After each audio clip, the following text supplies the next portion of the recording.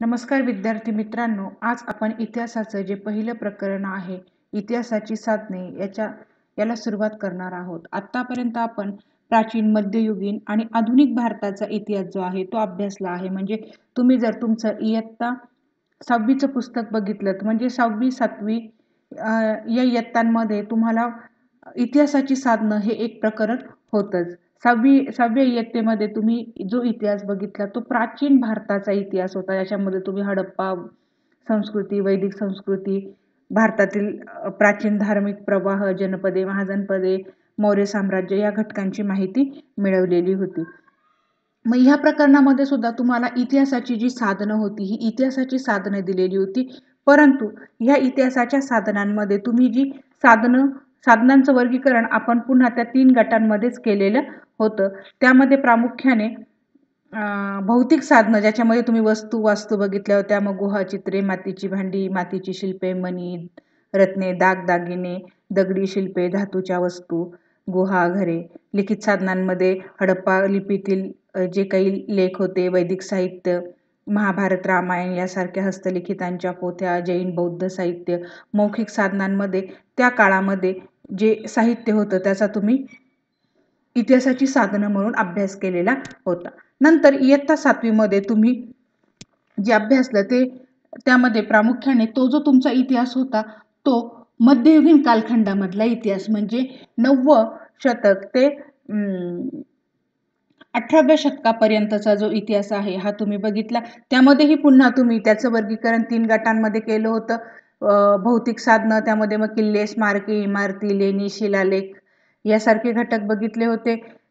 तर लिखित साधनांमध्ये राजदरबारातील कामकाजाची कागदपत्रे, वंशावळी, शकावली, पत्रव्यवहार, खलिते, न्यायनिवाडे, आज्ञापत्रे, ग्रंथ, चरित्रे या घटकांची माहिती मिळवली होती. मौखिक साधनांमध्ये मिथके, लोकगीते, गाथा, श्लोक, अभंग, पोवाडे या घटकांची तुम्ही माहिती मिळवली होती. म्हणजे तुम्ही 6व्या इयत्तेमध्ये जो प्राचीन इतिहास शिकले तो प्राचीन इतिहास संकलित करण्यासाठी जी साधनं वापरली होती ती 7व्या इयत्तेतील साधनांपेक्षा वेगळी होती. कारण 6व्या इयत्तेमधला तुमचा जो इतिहास होता तो प्राचीन इतिहास होता आणि 7व्या इयत्तेमधला जो होता तो मध्ययुगीन कालखंड म्हणजे 9वे ते 18व्या शतकादरम्यानचा तो तुमचा इतिहास होता. या वर्षीच्या पाठ्यपुस्तकाचं जर तुम्ही म्हणजे त्याचं जे मुखपृष्ठ आहे त्याचं अवलोकन केलं किंवा तुम्हाला जे काही अनुक्रमणिकेमध्ये तुम्हाला ह्या वर्षामध्ये कोणकोणत्या पाठांचा अभ्यास करायचा आहे तर त्यामध्ये प्रामुख्याने आपल्याला 1960 म्हणजे 61 ते सन 2000 पर्यंतच्या जो कालखंड आहे म्हणजे स्वातंत्र्योत्तर भारत जो आहे या भारताचा अभ्यास करायचा आहे. त्यामुळे प्राचीन इतिहासाची जी साधनं होती किंवा मध्ययुगीन इतिहासाची जी साधनं होती त्या साधनांपेक्षा आता तुमची ह्या आधुनिक जो तुम्ही भारताचा इतिहास बघणार आहात त्याची साधनं ती वेगळी आहेत. मग चला आपण या प्रकरणाला आता सुरुवात करूया. म्हणजे आतापर्यंत आपण प्राचीन, मध्ययुगीन आणि आधुनिक भारताचा इतिहास अभ्यासला. यावर्षी आपण स्वातंत्र्योत्तर कालखंडातील भारताचा इतिहास अभ्यासणार आहोत. आधुनिक कालखंडातील इतिहासाची जी साधनं आहेत ती प्राचीन आणि मध्ययुगीन साधनांपेक्षा वेगळी आहे. या अगोदरच मी तुम्हाला प्रस्तावना करताना ती जी साधनं आहेत ती साधनं कोणकोणती होती त्याची मी तुम्हाला माहिती दिलेली आहे. लिखित साधनं, भौतिक साधनं, मौखिक साधनं आणि आता याच्यामध्ये मी तुम्हाला अजून दृकश्राव्य जी साधनं आहेत त्याचीही माहिती देणार आहे. आधुनिक काळामध्ये आपण प्रादेशिक, राज्यस्तरीय, राष्ट्रीय आणि आंतरराष्ट्रीय पातळीवरील साधनांची दखल आपण घेणार आहोत. त्या साधनांच्या मदतीने आपल्याला आपला जो इतिहास आहे म्हणजे तुम्हाला जो आता 1961 ते 2000 पर्यंतचा जो इतिहास दिलेला आहे तो इतिहास लिहिताना आपण जी साधनं वापरली किंवा ज्या साधनांच्या आधारे आपण त्या इतिहासाची माहिती मिळवली ती या वर्षीची तुमची इतिहासाची साधनं असणार आहेत. त्यामध्ये आपण सगळ्यात प्रथम ओळख करून घेऊया की आपण ह्या प्रकरणामध्ये जी इतिहासाची साधनं बघणार आहोत त्यांची मी तुम्हाला थोडक्यात नावं सांगते. कारण तुम्ही या अगोदर ही जी साधनं आहेत म्हणजे लिखित, भौतिक, मौखिक ह्या काय संकल्पना आहेत हे तुम्हाला माहिती आहे. कारण या अगोदरच्या इयत्तांमध्ये तुम्ही या साधनांविषयी माहिती मिळवलेली आहे. फक्त प्रत्येक कालखंडामधले जे साधनं आहेत ती वेगवेगळी साधनं आपल्याला दिसतात. मग याही वर्षीचा जो आपला इतिहास आहे किंवा आपण जो शिकणार आहोत त्यामध्ये लिखित साधनं आहेत, भौतिक साधनं आहेत, मौखिक साधनं आहेत, त्याचबरोबर दृकश्राव्य साधनांचा सुद्धा इतिहासासाठी कसा आपल्याला मदत होणार आहे किंवा इतिहास लेखन करताना या साधनांची कशी मदत होते हे आपण बघणार आहोत. त्याच्यामध्ये मग आता आपण सगळ्यात पहिल्यांदा वळूया ते म्हणजे लिखित साधनं. मग लिखित साधनांमध्ये कोणकोणत्या घटकांचा समावेश होतो किंवा कोणकोणते जे मुद्दे आहेत ते आपल्याला याच्यामध्ये अभ्यासायचे. त्याच्यामध्ये प्रामुख्याने वृत्तपत्रे, नियतकालिके, रोजनिशी, ग्रंथ, पत्रव्यवहार, अभिलेखागारातील कागदपत्रे, सरकारी गॅजेट, टपाल तिकिटे आणि कोश वाङ्मय. हे जी सगळी ही मी नावं तुम्हाला आता सांगितली, ही सगळी नावं लिखित साधनांमध्ये येतात. मग या लिखित साधनांमध्ये आपण जर विचार केला तर आधुनिक कालखंडामध्ये वृत्तपत्र ही लोकशाहीचा चौथा स्तंभ आहेत. तशीच ती माहिती देणारी प्रमुख साधनं सुद्धा आहेत. 1961 ते 2000 या कालखंडाचा विचार केला सुरुवातीला छापील माध्यमांना विशेषतः वृत्तपत्रांना पर्याय नाही असंच आपल्याला दिसतं. भारतात उदारीकरण सुरू झाले आणि इंटरनेट म्हणजेच आंतरजाल जो आहे या आंतरजालाचा सार्वत्रिक प्रसार सुरू झाल्यानंतर छापील माध्यमांना पर्याय उपलब्ध झाला. अर्थातच असे झाले तरी छापील प्रसार माध्यमांचे महत्त्व अजूनही कमी झालेले नाही. म्हणजे तुम्ही जर बघितलं तर आपण जी वृत्तपत्र वाचतो ही आपल्याला म्हणजे ई पेपरच्या स्वरूपामध्ये सुद्धा उपलब्ध असतात आणि परंतु आपल्याकडे बहुतांश घरांमध्ये आपण जी छापील वृत्तपत्र आहेत ही वृत्तपत्रच वाचत असतो. म्हणजे वृत्तपत्र हा आपल्याला माहिती मिळवण्याचा एक महत्त्वाचा स्रोत बनलेला आहे. मग वृत्तपत्रांमधून आपणास राष्ट्रीय आंतरराष्ट्रीय घडामोडी ज्या आहे म्हणजे आपल्या देशातल्या असतील, आंतरराष्ट्रीय स्तरावरच्या घडामोडी असतील, राजकारण, कला, क्रीडा, साहित्य, समाजकारण आणि सांस्कृतिक ज्या घडामोडी आहेत त्या आपल्याला वृत्तपत्रांच्या माध्यमातून कळतात. मानवी जीवनाशी संबंधित असणाऱ्या ज्या गोष्टी आहेत त्या वृत्तपत्रांमध्ये येतात. राष्ट्रीय पातळीवरती काम करणाऱ्या वृत्तपत्रांनी आपल्या प्रादेशिक आवृत्त्या सुरू केलेल्या आहे. म्हणजे प्रदेशनिहाय जे आहेत त्या प्रदेशनिहाय आवृत्त्या ज्या आहेत त्या राष्ट्रीय स्तरावरती जे काम करणारे वृत्तपत्र आहेत त्यांच्या सुरू झालेल्या आपल्याला दिसतात. त्यांच्या विविध विषयांची माहिती देणाऱ्या पुरवण्या सुद्धा असतात. तुम्ही आपल्या कडचा जर पेपर बघितला त्याच्यामध्ये आपल्याला दररोज वेगवेगळ्या प्रकारच्या ज्या पुरवण्या आहेत ह्या पुरवण्या आठवड्यामधनं प्रसिद्ध होत असताना दिसत असतात. मग छापील माध्यमामध्ये चळवळीची मुखपत्र असतील, राजकीय पक्षांची दैनिके व साप्ताहिके असतील, मासिक, वार्षिके हे सगळं महत्त्वाचं आहे. काही वृत्तपत्र जे आहेत ते शेवटी वर्षभरातील महत्त्वाचा घटनांचा आढावा घेणाऱ्या पुरवण्या सुद्धा काढतात.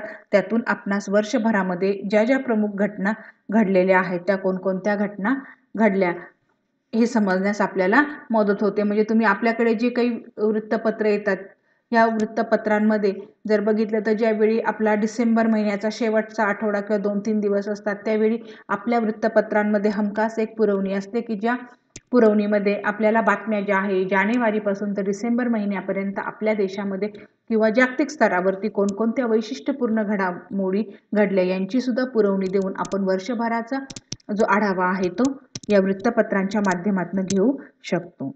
आता आपण जे नवीन घटक बघणार आहोत PTI, कारण PTI हा शब्द आपण नेहमी बातम्या ऐकताना किंवा वर्तमानपत्रांमध्ये वाचत असतो. प्रेस ट्रस्ट ऑफ इंडिया 1953 नंतर भारतातील बहुसंख्य वृत्तपत्रांसाठी सर्व महत्त्वाच्या घटनांचे जे प्राथमिक तपशील आणि महत्त्वाच्या विषयांवरचे जे लेख होते यासाठी प्रेस ट्रस्ट ऑफ इंडिया हा एक महत्त्वाचा स्रोत आहे.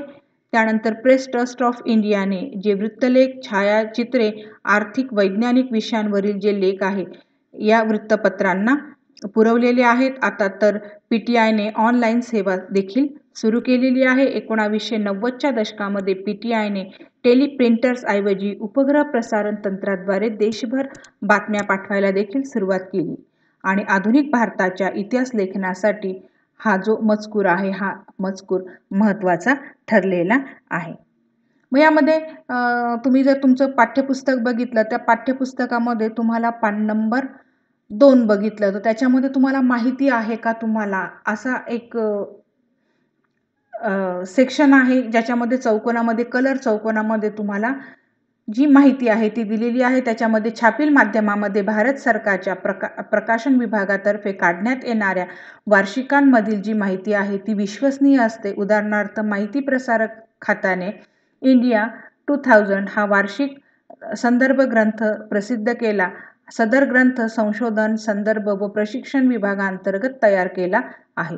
या ग्रंथामध्ये भूमी, लोक, राष्ट्रीय प्रतीके, राजकीय व्यवस्था, संरक्षण, शिक्षण, सांस्कृतिक घडामोडी, विज्ञान व तंत्रज्ञानातील घडामोडी ज्या आहेत, त्याचबरोबर पर्यावरण, आरोग्य व कुटुंब कल्याण, समाज कल्याण, प्रसार माध्यमे, मूलभूत आर्थिक माहिती, अर्थपुरवठा नियोजन, कृषी जलसंधारण, ग्रामीण विकास, अन्न, नागरी पुरवठा, उद्योग, ऊर्जा, संदेशवहन, वाहतूक, व्यापार, श्रम, गृहनियोजन, न्यायविधी, युवा व क्रीडा विभाग या क्षेत्रामधल्या ज्या महत्त्वाच्या घटना आहेत त्या घटनांचा आढावा आपल्याला घेतलेला दिसतो आणि त्याच्यामध्ये सर्वसाधारणपणे उपयुक्त अशी जी माहिती आहे ही उपयुक्त माहिती आपल्याला मिळते आणि अशा माहितीच्या आधारे आपल्याला इतिहास लेखन करणं जे आहे ते शक्य होतं. तुमच्या पुस्तकामध्ये त्यासाठीची जी वेबसाईट आहे ती वेबसाईट सुद्धा तुम्हाला दिलेली आहे. त्याचबरोबर तुम्ही पुन्हा पान नंबर 1 वरती आले. माहीत आहे का तुम्हाला ऐतिहासिक दस्तऐवज ज्या ठिकाणी जतन केलेले असतात त्या ठिकाणाला अभिलेखागार असे म्हणतात. भारताचे राष्ट्रीय अभिलेखागार नवी दिल्ली येथे आहे. हे आशिया खंडातील सगळ्यात मोठे अभिलेखागार आहे. आता ही जी बाब दिलेली आहे किंवा हे माहिती आहे का तुम्हाला, हा जो घटक तुमच्या पाठ्यपुस्तकामध्ये दिलेला आहे, तर यावरती तुम्हाला एक मार्काला व्याख्या द्या किंवा एका वाक्यात उत्तरे द्यासाठी विचारलं जाऊ शकतो. अभिलेखागार म्हणजे काय? तर त्यामध्ये तुम्ही हे उत्तर लिहिणार आहे की ज्या ठिकाणी ऐतिहासिक दस्तऐवज जतन करून ठेवलेले असतात त्याला अभिलेखागार असं म्हणतात. भारत आणि गाळलेल्या जागेसाठी विचारला जाऊ शकतो. भारताचे राष्ट्रीय अभिलेखागार टिंबटिंब येथे आहे, तर नवी दिल्ली, आणि आशिया खंडातील हे सगळ्यात मोठं अभिलेखागार आहे. हाच मुद्दा पुन्हा आपण 10वीला गेल्यानंतरही पुन्हा एकदा रिपीट करणार आहोत. परंतु अभिलेखागार म्हणजे काय ही संकल्पना तुम्ही आता लक्षात ठेवायची. ऐतिहासिक दस्तऐवज जपून ठेवणारं ठिकाण जे आहे त्याला अभिलेखागार म्हणतात. भारताचं जे अभिलेखागार आहे ते नवी दिल्ली आणि नवी दिल्लीचं जे अभिलेखागार आहे हे आशिया खंडातलं सगळ्यात मोठं अभिलेखागार आहे. आता तुम्ही पान नंबर 2 वरती जर बघितलं तर तुम्हाला हे माहीत आहे का तुम्हाला, याच्या शेजारीच तुम्हाला एक घटक दिलेला आहे. पण त्या अगोदर मी तुम्हाला सगळ्यांना टपाल तिकीट जे आहे ते माहिती आहे. मग टपाल तिकीट आहे स्वतः काही म्हणजे तुम्ही नुसतं एखादं टपाल तिकीट बघितलं तर ते टपाल तिकीट आपल्याला जी माहिती सांगतं. म्हणजे टपाल तिकिटे जे आहे ते स्वतः काही बोलत नसली तरी इतिहासकार त्यांना बोलके करतो. म्हणजे आपल्याला एखाद्या विशिष्ट कालखंडातलं जर टपाल तिकीट सापडलं तर मग त्या टपाल तिकिटावरती जे काही मजकूर छापलेला असतो त्या आधारे आपण त्या काळातल्या इतिहासाविषयी अनेक प्रकारे माहिती मिळवू शकतो. भारत स्वतंत्र झाल्यापासून ते आजपर्यंत टपाल तिकिटांमध्ये बदल घडून आलेले आहेत. म्हणजे मग टपाल तिकिटांच्या आकारामध्ये वैविध्यपूर्ण असे बदल झाले, त्यांच्या विषयातील नाविन्यामुळे बदल झाले, रंगसंगती यामुळे सुद्धा टपाल तिकिटे जे आहे ते आपल्याला बदलत्या काळाविषयी माहिती सांगत असतात. मग टपाल खाते जे आहे ते प्रामुख्याने राजकीय नेत्यांवरती, फुलं असतील, प्राणी पक्ष्यांवरती, एखाद्या घटनेवरती, एखाद्या घटनेच्या रौप्य महोत्सव, सुवर्ण महोत्सव, अमृत महोत्सव, शतक, द्विशतक, त्रिशतक पूर्ती निमित्त तिकीट काढत असतात. आता तुम्हाला रौप्य, सुवर्ण, अमृत या सगळ्या ज्या संकल्पना आहेत, किती वर्षाच्या कालखंडांना म्हटलं जातं याविषयी तुम्हाला माहिती आहे. आणि मग अशी एखादी घटना घडली की ज्या घटनेला 25 वर्ष पूर्ण झाले, 50 वर्ष पूर्ण झाले, 75 वर्ष पूर्ण झाले, 100 वर्ष झाले, 200 वर्ष झाले किंवा 300 वर्ष झाले, मग त्या घटनेच्या स्मरणार्थ आपण टपाल तिकीट जी आहे ती काढू शकतो. आणि टपाल तिकीट हा जो घटक आहे हा इतिहासाचा एक महत्त्वपूर्ण ठेवा आहे. आता या ठिकाणी तुम्हाला तुमच्या पाठ्यपुस्तकामध्ये पण हे चित्र दिलंय किंवा तुम्हाला स्क्रीनवरती एक चित्र दिसतंय. त्या चित्रामध्ये तुम्हाला एक व्यक्तीचा फोटो दिसतोय. त्या फोटो खाली त्या व्यक्तीचं नाव दिसतंय, जाल कूपर. त्याचबरोबर अजूनही आपल्या देशाचं नाव आहे. या बाबी तुम्हाला दिसत आहेत आणि तुम्ही जर तुमच्या पाठ्यपुस्तकातील पान नंबर 2 बघितलं तर त्या पान नंबर 2 वरती तुम्हाला हे जे जाल कूपर आहेत या जाल कूपर यांच्याविषयी माहिती दिलेली आहे. म्हणजे 1977 मध्ये भारत सरकारने जाल कूपर हे टपाल तिकीट प्रसिद्ध केले. जाल कूपर हे टपाल तिकीट विषयातील जागतिक पातळीवरचे अभ्यासक होते. म्हणजे आता जाल कूपर यांची जर तुम्हाला ओळख म्हटली की जाल कूपर यांचा जो अभ्यासाचा विषय होता तो टपाल तिकीट होता आणि ते जागतिक पातळीवरती चे अभ्यासक होते. त्यांचा जन्म मुंबईत एका पारशी कुटुंबामध्ये झालेला होता. त्यांनी इंडिया स्टॅम्प जर्नल जे आहे त्याचं संपादन केलेलं होतं. भारतातील पहिल्या टपाल तिकीट संग्राहक ब्युरोचे ते काय होते? संस्थापक होते. आणि त्यांनी एम्पायर ऑफ इंडिया फिलाटेलिक सोसायटीची स्थापना केली. याच विषयावरती पुढे त्यांनी पुस्तकं लिहिली. या छंदाला त्यांनी शास्त्रीय स्वरूप दिले. भारतीय टपाल तिकिटांचा अभ्यास जागतिक पातळीवरती नेण्यात आला. त्यामध्ये त्यांचा मोठा वाटा होता. टपाल तिकीट संग्राहक अशी कारकिर्दीची सुरुवात करून जागतिक पातळी गाठणाऱ्या कूपर यांचे जे योगदान आहे ते समजण्यासाठी हे त्यांच्या वरती काढलेलं हे टपाल तिकीट हे सुद्धा एक महत्त्वाचं साधन आहे. म्हणजे हे तिकीट बघितल्यानंतर आपण जाल कूपर कोण होते, त्यांचं कार्य काय आहे या घटकाची आपण माहिती जाणून घेतली. म्हणजे इतिहासामध्ये ही जी व्यक्ती कोण होती, यांचं कार्य काय होतं हे तुम्हाला या तिकिटाच्या माध्यमातून समजलं. म्हणून टपाल तिकीट हे सुद्धा इतिहासाची माहिती मिळवण्याचं एक प्रमुख साधन आहे. विद्यार्थी मित्रांनो, या अगोदरच्या व्हिडिओमध्ये मी तुम्हाला प्रश्नपत्रिकेचं स्वरूप दिलंय आणि त्या प्रश्नपत्रिकेच्या स्वरूपामध्ये मी तुम्हाला एक प्रश्न सांगितला आहे की ज्याच्यामध्ये तुम्हाला एक छोटासा पॅरेग्राफ परिच्छेद जो आहे आपल्या पाठ्यपुस्तकातलाच एक छोटासा परिच्छेद तुम्हाला दिलेला असेल आणि त्या परिच्छेदावरती तुम्हाला 3 प्रश्न असतील. पहिला प्रश्न 1 मार्काचा, दुसरा प्रश्न 1 मार्काचा आणि तिसरा जो प्रश्न आहे तो 2 मार्काचा असणार आहे. तर मागे ज्या एक परीक्षा झाली होती मागच्या वर्षीच्या 9वीच्या जर तुम्ही जुन्या प्रश्नपत्रिका बघितल्या तर त्यामध्ये हा जो जाल कूपर यांच्या विषयीचा जो परिच्छेद आहे तो छापून दिलेला होता आणि त्याच्यावरती प्रश्न विचारलेले होते. मग आता तुम्हाला हा पॅरेग्राफ दिलाय, त्यांच्याविषयीची माहिती आपण समजून घेतलेली आहे. मग तुम्ही एक गृहकार्य म्हणून एक बाब करायची आहे की तुम्हाला याच्यावरती साधारणपणे 1 मार्कासाठी कोणकोणते प्रश्न तयार करता येऊ शकतात आणि ह्याच घटकावरती तुम्ही 2 मार्कासाठी कुठला प्रश्न तयार करू शकतात याचा तुम्ही एकदा विचार करायचा आहे. आता आपण वळूया इतिहासाचं जे माहिती मिळवण्याचं जे पुढचं साधन आहे ते म्हणजे भौतिक साधन. मग आता आधुनिक काळामध्ये किंवा जो आपला इतिहासाचा कालखंड आहे या कालखंडाविषयीची माहिती मिळवताना आपण कोणकोणत्या घटकांचा विचार करणार आहोत? त्याच्यामध्ये नाणी, प्रार्थनास्थळे, दैनंदिन वापरातील वस्तू, राजमुद्रा, अलंकार, वस्तुसंग्रहालये, पेहराव आणि आधुनिक स्थापत्य या घटकांच्या आधारे आपण जी भौतिक साधनं आहेत या भौतिक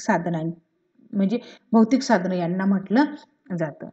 मग हे जी तुम्हाला मी साधनांची यादी आता सांगितली तर ह्या यादीमध्ये मग कोणकोणता घटक कशा पद्धतीने काम करतो त्याच्यामध्ये आपण सगळ्यात पहिला विचार करणार आहोत तो म्हणजे नाणी.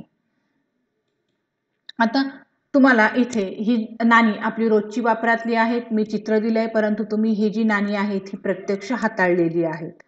म्हणजे नाण्यांच्या माध्यमातून बदलत गेलेल्या नोटांच्या छपाईमधून आपणास इतिहास समजतो. नोटा छापण्याचे काम जे आहे ते रिझर्व्ह बँक ऑफ इंडिया करते आणि तिचं मुख्यालय जे आहे ते मुंबई येथे आहे. 1950 पासून तर आजपर्यंतची नाणी ही नाणी तयार करताना त्यामध्ये कोणकोण वापरले गेलेले धातू, त्या नाण्यांचा आकार, त्यावरील विषय, वैविध्य यावरून आपणास समकालीन भारतातील महत्त्वाचे प्रश्न समजतात. मग त्याच्यामध्ये बघा की साधारणपणे ही जी नाणी आहेत ह्या नाण्यांवरती आपण वेगवेगळ्या प्रकारची जी चित्र आहे ते चित्र आपण छापत असतो आणि त्याच्यामधनं पण आपल्याला आपल्या देशातील जे प्रश्न आहेत ते प्रश्न समजतात. त्यामध्ये लोकसंख्या नियंत्रित ठेवणारा संदेश देणारी नाणी आहेत. त्यानंतर आता ह्या नाण्यावरती तुम्ही बघितलं तर त्याच्यामध्ये तुम्हाला शेती उत्पादनाची चित्र दिसत आहेत. म्हणजे शेती आणि शेतकऱ्यांचं महत्त्व सांगणारे जी नाणी आहेत ती नाणी तुम्हाला दिसतात. मग अशी आत्तापर्यंत जेवढी नाणी तयार केली गेली, आत्ता काही नाणी चलनात आहेत, काही खूप प्राचीन काळची नाणी आहेत आणि ही जी नाणी आहेत किंवा प्राचीन म्हणण्यापेक्षा आपल्या अगोदरच्या काही कालखंडामधली जर नाणी बघितली तर त्या नाण्यांच्या स्वरूपावरून सुद्धा आपल्याला इतिहास समजण्यासाठी मदत मिळते. त्यानंतर आता मी याच्यामधला अजून एक महत्त्वाचा जो मुद्दा आहे वस्तू संग्रहालय किंवा जी संग्रहालय आहेत. म्हणजे भारताच्या सर्वच राज्यांमध्ये ज्या त्या राज्याची वैशिष्ट्य सांगणारी जी वस्तू संग्रहालये आहेत ते तुम्हाला माहिती आहे किंवा तुम्ही बहुतांश जणांनी विविध प्रकारच्या वस्तू संग्रहालय जे आहेत त्यांना भेटी दिलेल्या आहेत आणि ह्या वस्तू संग्रहालयामध्ये ज्या वस्तू ठेवलेल्या असतात त्या वस्तूंच्या आधारे सुद्धा आपल्याला इतिहास समजण्यास मदत होतो. म्हणजे तुम्ही मुंबई येथील छत्रपती शिवाजी महाराज वस्तू संग्रहालय बघितलं किंवा रिझर्व्ह बँकेचं पुणे शहरामधलं संग्रहालय बघितलं तर या संग्रहालयांमध्ये या सरकारी संग्रहालयाखेरीज म्हणजे या ठिकाणी गेल्यानंतर तुम्हाला विविध प्रकारच्या ज्या वस्तू आहेत त्या वस्तू बघायला मिळतात, त्या वस्तूंविषयीची माहिती मिळते आणि या वस्तूंमधनं पुन्हा एकदा आपण आपला जो भूतकाळ आहे किंवा भूतकाळामधल्या ज्या विविध बाबी आहेत म्हणजेच इतिहास जो आहे तो आपल्याला समजत असतो.